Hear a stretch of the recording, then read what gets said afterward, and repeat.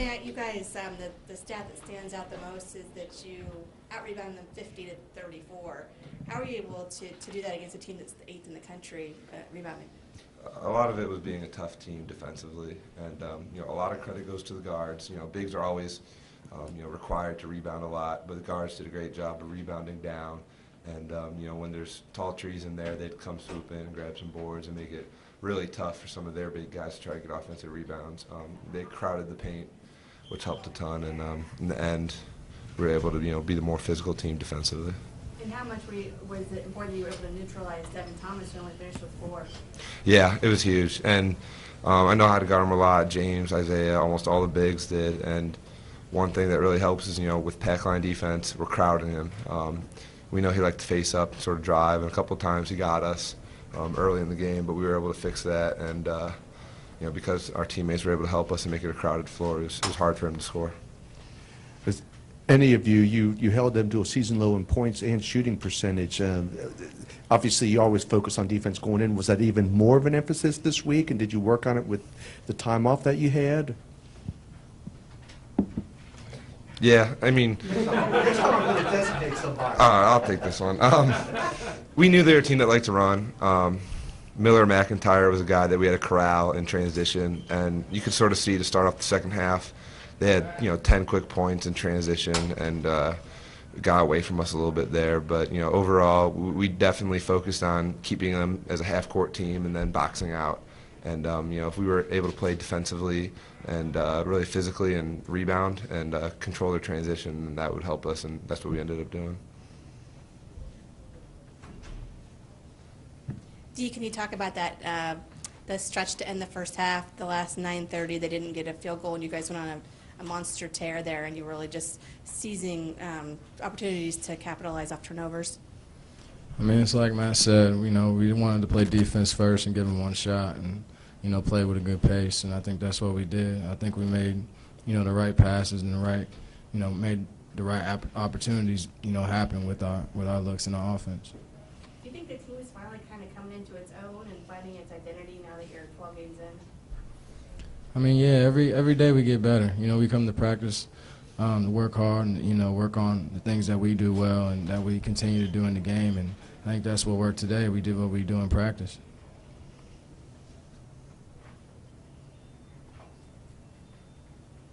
Matt, I know Coach won't play it up a lot, but for you guys to get the win for him tonight, his 100th win here, what did it mean for you guys?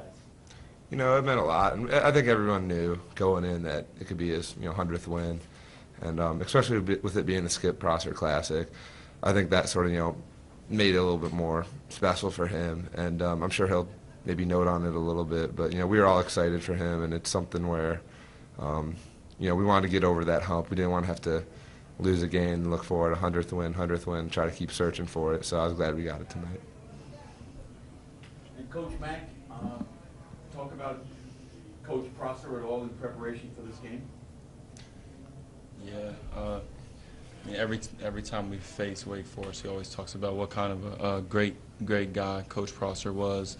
He gives us a quote or two that Coach Prosser used, and lets us use it to as motivation for him, because he looked up to him so much, and he was such a great friend to him. Dee, can this win set you guys up now for going into the Big East schedule? You beat a fairly good Wake Forest team with a great record coming in. How does this set you up for St. John's and then the Big East schedule coming up? It definitely helps. Going into the Big East with a win is, very positive for the team. And just it being our first year in the Big East, I think everybody's really excited to get started. Helping them get a 16-0 run, and that was a ball game. They really dominated us inside, destroyed us on the boards. Their big men collectively had a great afternoon, and give them a lot of credit. Any questions? Coach, you were there with them in the Bahamas, although you didn't play them and probably didn't get to see much of them. But when studying film, what team was Xavier today compared to where they were in the Battle for Atlantis? Well, they played with a I thought a lot more togetherness and intensity and with a purpose. But, you know, you go back to that. They played a heck of a game, their opening game. They did. So, you know, it's not like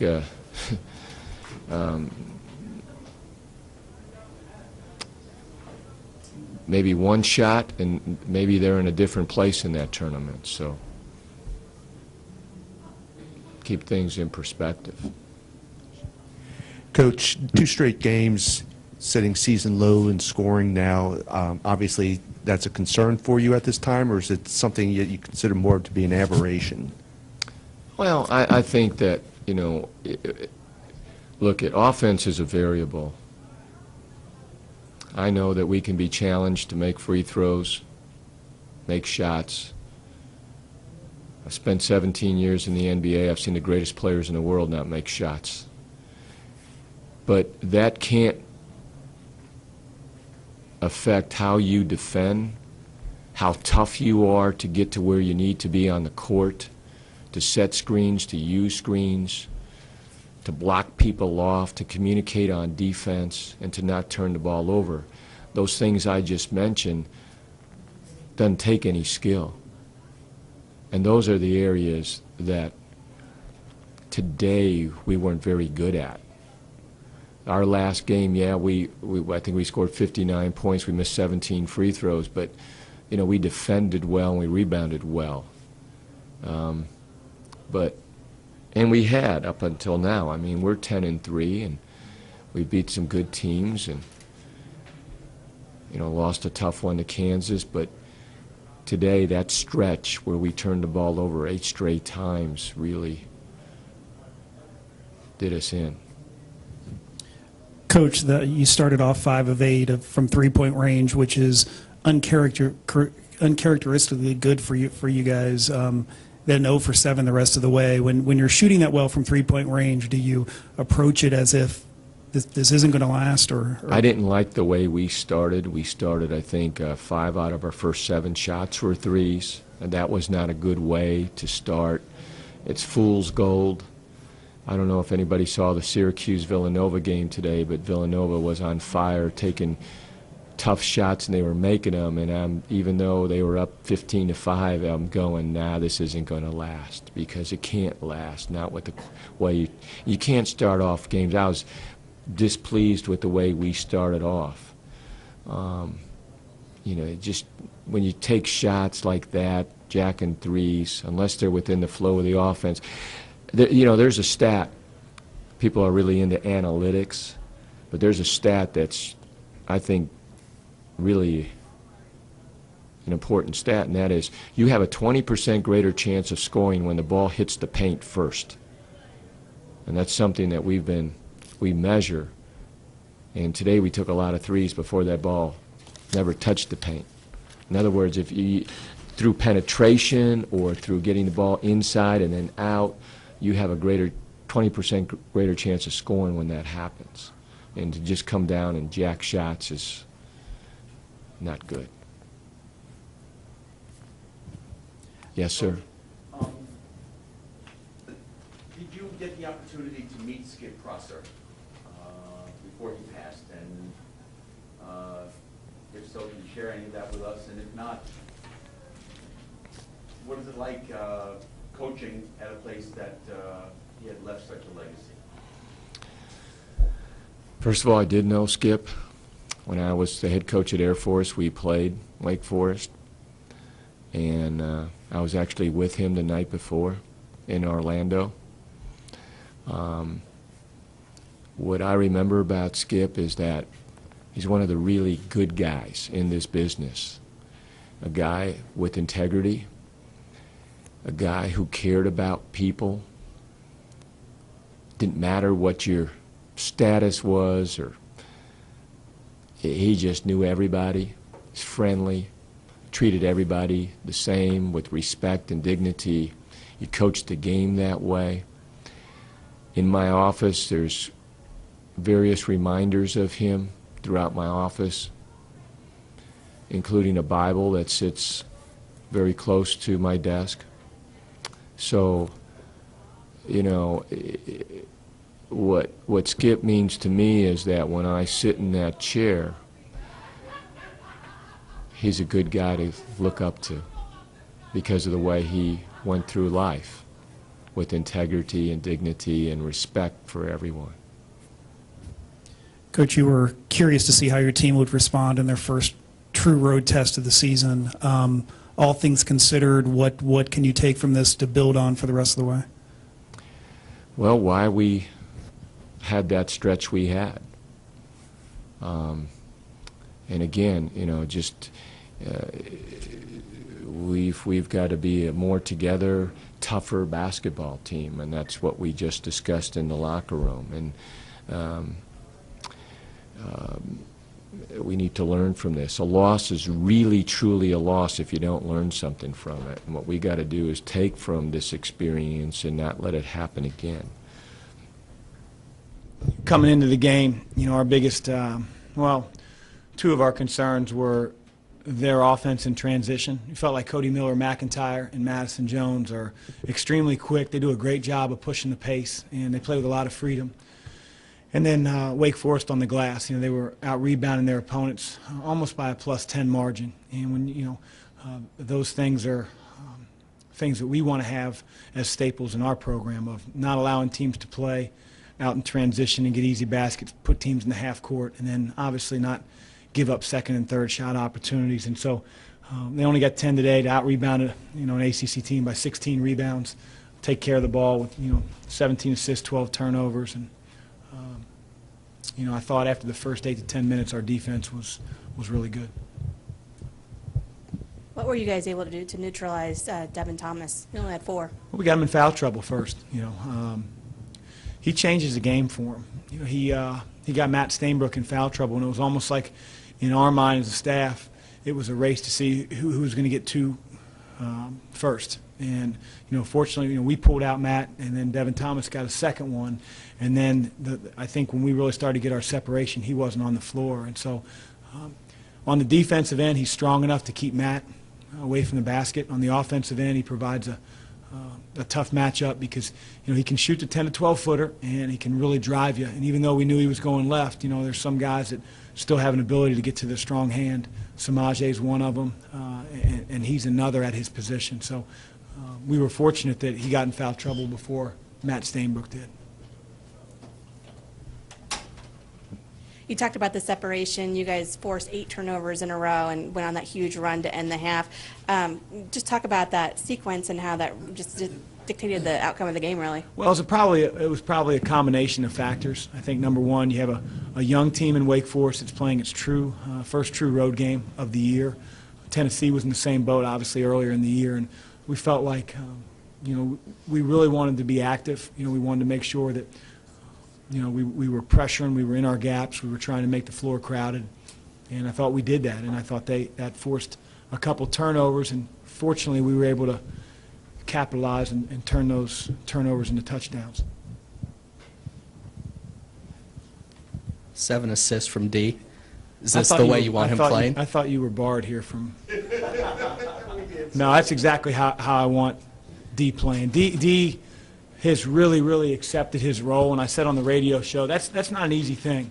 You know, everybody wants their name in lights. Everybody wants to, you know, be one of the top scorers, and that's not to say that D won't have some games where he may lead us in scoring. If teams, you know, don't play him or they choose to go under ball screens, you know, D's got that the confidence from his coaches to take open shots. But I want him to be a table setter, and he's really, really relished in that role. He's done a great job. Whether it's feeding Matt Stainbrook in the post, whether it's finding Samaje Christian with advanced passes, you know, he's doing a really, really good, finding Miles Davis in transition. He's doing a really good job of setting up his teammates. Coach, a milestone win for you in a game like this. How much does that combination mean to you, I guess? You know, I'm just happy for our team, you know, to get a win against a quality ACC opponent. You know, Skip means a whole lot to me, the game aside. We didn't need the game to be played in order for me to have the memories that I have. And so Skip said it best, players win games, you know. I don't have a career record, and I'll just sort of stick with what Skip used to say because I think it's very appropriate. It seems like after every game we're talking about James Farr and the lift he gives you off the bench. Have you seen another player that's improved so drastically as he has from freshman to sophomore year?